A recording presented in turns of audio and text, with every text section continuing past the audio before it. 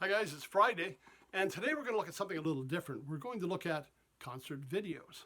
And I've picked three out that I really think showcase rock music during my era. And the first one, of course, we talked about in episode 1, Woodstock. Great concert video. If you listen to the soundtrack, if you streamed it or you have it at home, that's one thing. But to actually see the video and see these people perform live, it really brings it to life, really brings it home. The concert was great because it not only had established acts like John Sebastian, Sly and the Family Stone, The Who, Joan Baez, but it also showcased up-and-coming acts. Joe Cocker's first appearance, Crosby, Stills and Nash first performance. We had Santana starting out. So the Woodstock album, a great showcase for music at the end of the 1960s. As we got into the 1970s, we had another concert video. Now, funny on this one, just to mention, Martin Scorsese was part of the production company on this one. I think it listed him as a co-director. So Scorsese getting into the rock video, and this was early in his career. So the next step for Scorsese, he did a movie of his own. This was 1976, farewell tour of the band, recorded at the Winterland Ballroom in San Francisco and called The Last Waltz. So it was the band's final tour, final performances, but they brought a lot of guests in.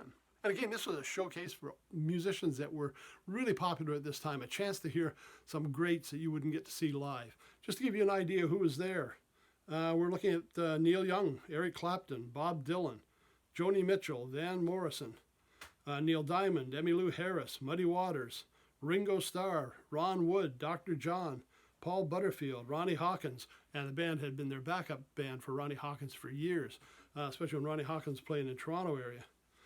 A lot of great performers all came together in order to honor the band. So we've got band tunes, we've got other musicians there, another great showcase of music in the mid-1970s. Now, as we get into the 1980s, we had the ultimate concert. This was July 13th, 1985. Bob Geldof organizing the Live Aid concert. I don't know if you can see that well. It's a lot of white on that, but it's the Live Aid video. One day, two consonants, the music that changed the world. A couple of quotes here. The biggest rock event in history, the greatest live concert of all time, the most memorable event for two generations. And I think one of the key things, or one of the unique things on here, this is one time that Phil Collins actually performed on both sides of the Atlantic in one day. He performed over in England and also showed up in the North American concerts. Just to give you some idea who played on this, and this is really a who's who of the music industry. I mean, we've got Bob Dylan, David Bowie, Mick Jagger, U2, Queen, Paul McCartney, Madonna, Elton John, The Who, Eric Clapton, Neil Young, Beach Boys, Sting, Tina Turner, Brian Ferry, Dire Straits, Bryan Adams, Joan Baez, Keith Richards, Ron Wood, The Pretenders, Tom Petty, George Michael, Hall & Oates, Crosby, Stills and Nash are back, Phil Collins, Black Sabbath featuring Ozzy Osbourne. We're going to talk about them, I guess we just talked about them on Wednesday, so we've already kind of covered a little bit about Ozzy.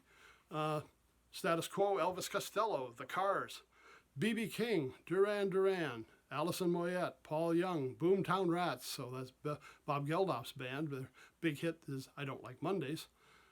Spandau Ballet, Albert Collins, Patti LaBelle, Teddy Pendergrass, Ashford and Simpson, George Thorogood and the Destroyers, REO Speedwagon, Cliff Richards, Judas Priest, Adam Ant, Kenny Loggins, Howard Jones, David Ruffin, and the USA for Africa finale, kind of an all-star finale at the end. I mean, it would be easier to list who didn't play on this album. It was everyone here. A one-day concert, two continents, all-day music in support of USA for Africa.